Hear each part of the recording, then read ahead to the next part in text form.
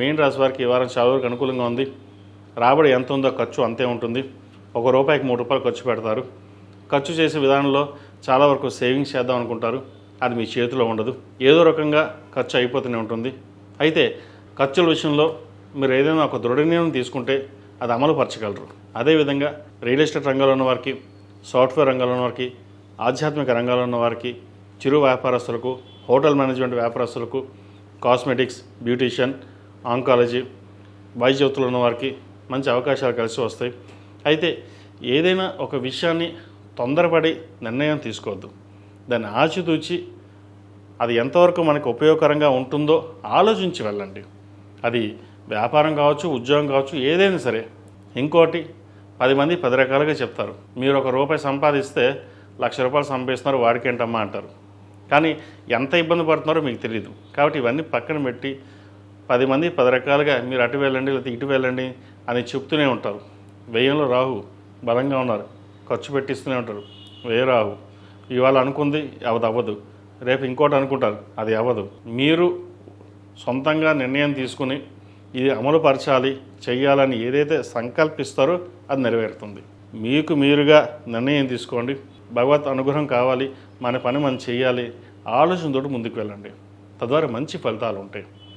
అదేవిధంగా ఈ రాశిలో మించిన విద్యార్థులు కూడా అవకాశాలు చేతికి వస్తాయి, కానీ అందిపుచ్చుకోరు. వాళ్ళు ఇలా చెప్పారు, వాళ్ళు అలా చెప్పారు, మన సొంతంగా వెళ్దాం, పెద్దవాళ్ళు మనం చెప్పింది ఏంటి, మన నిర్ణయాలు తీసుకోలేమా, అంటే మాకు అంత తెలివితేటలు లేవా అనే ఆలోచన ఎక్కువగా ఉంటుంది. ఇవన్నీ పక్కన పెట్టండి. ఏదైనా సరే పెద్దవాళ్ళ సలహాలు తీసుకుని దాంట్లో ఎంతవరకు బాగుందో లేదో ఆలోచించి తీసుకోండి. అంతే తప్ప వాళ్ళు చెప్పారు, వీళ్ళు చెప్పారు, మా ఫ్రెండ్ ఇంకో దాంట్లో జాయిన్ అయ్యాడు, నేను ఇంకో జాయిన్ అయ్యాను, నేను జాబ్ అనేసి నేను ఉద్యోగానికి వెళ్తాను, నాకు ₹1 వస్తాను కదా, ఇప్పుడు చదవాల్సిన అవసరం ఏంటి, ఇన్ని ఆలోచనలు ఉంటాయి. చదివే వయసులో చదవండి, ఉద్యోగం చేసే టైంలో ఉద్యోగం చేయండి. తద్వారా భవిష్యత్తులో ఇబ్బంది లేని వాతావరణం ఉంటుంది. ఇప్పుడు ఉన్న దానికోసం చూసుకుంటే తర్వాత నష్టపోయే అవకాశం కూడా లేకపోలేదు. వాటి విషయంలో జాగ్రత్త వహించాలి.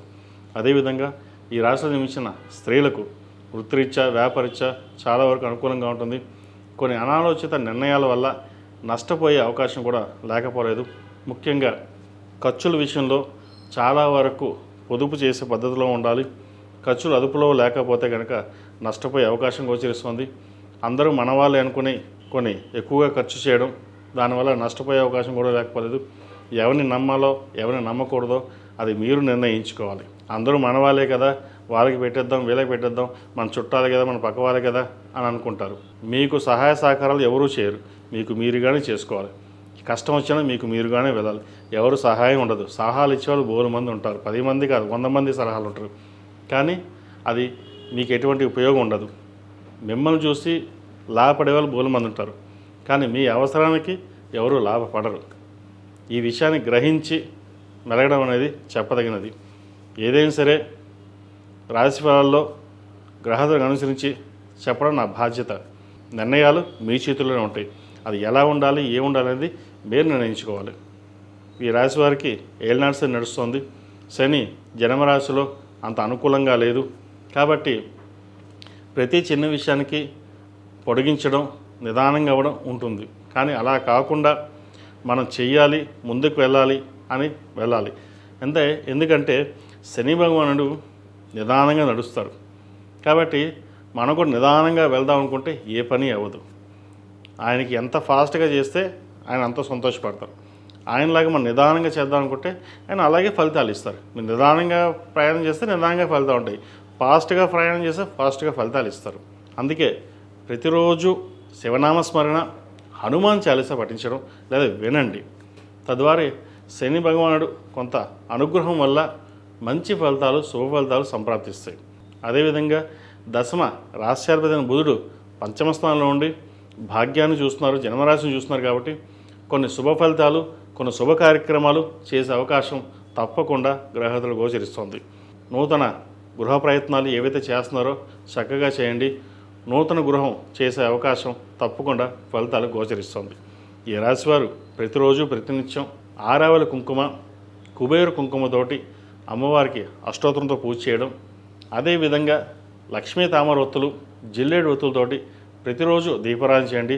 లేదా మంగళవారం నాడు, శుక్రవారం నాడు చేయండి. మంచి ఫలితాలు సంప్రాప్తిస్తాయి. ఈ రాశిలో జన్మించిన వారికి కలిసి వచ్చే సంఖ్య 2, కలిసి వచ్చే రంగు తెలుపు.